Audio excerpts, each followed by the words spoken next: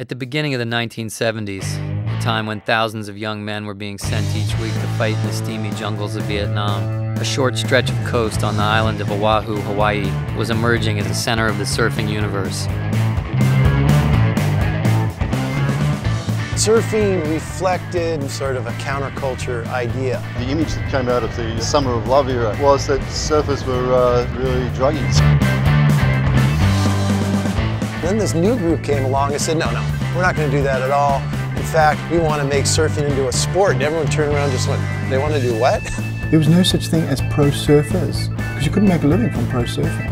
You had this irrational group of kids, and they walked into this town just going, hey, we got some new moves, we got some new boards, we got some new attitude. Hawaii was a twofold mission. It was one, I wanted to rip it, and two, I wanted to get famous. Something was getting ready to launch, and then all of a sudden, there it was.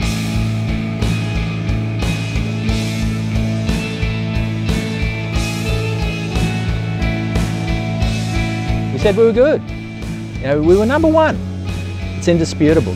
This whole thing of trying to break in and establish a sport, it took a very, very strong attitude.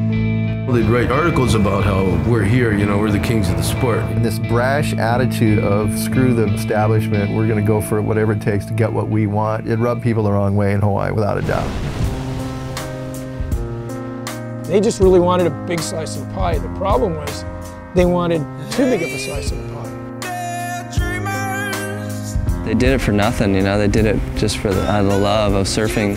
It's timeless stuff, you know, it's stuff that will probably never be repeated.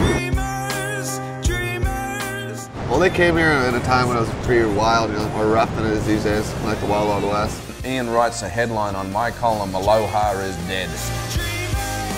There was a pride at stake here. I went to Wahiwa and bought a shotgun, man. I bought a 12 gauge and slept with it by my bed. They could not go anywhere.